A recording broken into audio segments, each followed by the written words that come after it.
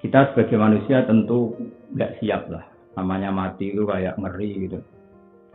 Tapi betapa gampangnya Islam memandu kita melihat mati itu biasa.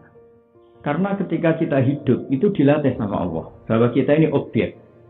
Nggak ingin punya mata, tahu-tahu punya mata. Nggak ingin punya telinga, ya tahu-tahu punya telinga.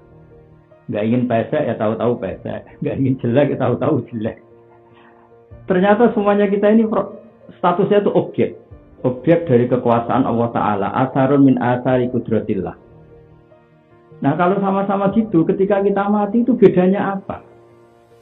Kita ini menjadi janggal dengan kematian karena kita berpikir sebagai subjek, sebagai subjek. Nah dengan cara berpikir la haula wala quwata illa billah, kita akan terbiasa dengan zaman saya hidup ya diurus Allah, maka nanti setelah kita mati juga diurus Allah. Zaman kita hidup ya objek dari kekuasaan Allah, setelah kita mati ya objek dari kekuasaan Allah. Zaman kita hidup mendapat rahmatnya Allah, insya Allah setelah mati kita juga akan mendapat rahmatnya Allah. Itu cara berpikir wali-wali dulu. Sehingga ketika Umar bin Abdul Aziz mau meninggal, keluarganya nangis semua. Dia tanya, kenapa kalian menangis? Karena engkau mau meninggal. Memangnya kenapa kalau meninggal ya? Memangnya kemana kalau meninggal? Ya kembali ke Allah. Ya malah bagus lah. Kembali ke zat yang arhamur rahimin. Kembali ke zat yang khairul ghafirin. Kembali pada Tuhan yang Maha Kasih, kembali ke Tuhan yang Rahman Rahim. Karena kenangan wali-wali itu hubungannya dengan Allah di dunia itu baik-baik saja.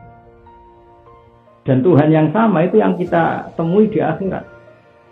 Ketika kamu di dunia bisa mendapat kenikmatan yang sebanyak ini, kenapa Anda tidak bisa yakin kalau di akhirat akan dapat kenikmatan sebanyak itu? Toh Tuhannya sama, yaitu Tuhan yang Arhamur Rahimin. Maka yang dibutuhkan seorang manusia itu iman yang benar, yaitu iman bahwa Allah itu wahidun la syarikalah. Allah itu esa dan tidak mungkin punya rival, punya tandingan. Analisa Quran, kalau kita analisa itu cara mencontohkan la syarikalah itu gampang. Kenapa sih Allah nggak bisa ditandingi? Tentu Allah punya reputasi penciptaan langit dan bumi itu nggak akan tertandingi oleh Fir'aun dan yang dituhankan semuanya. Semua makhluk yang dituhankan tentu tidak akan punya reputasi menciptakan langit dan bumi. Makanya Allah cara menjelaskan gampang. Kalau kamu menuhankan selain saya silahkan. Tapi buktinya apa? Aruni madza khalaqum minal ardi am lahum syirkun fis samawat. Apa mereka ikut menciptakan langit bumi sehingga layak kamu tuhankan?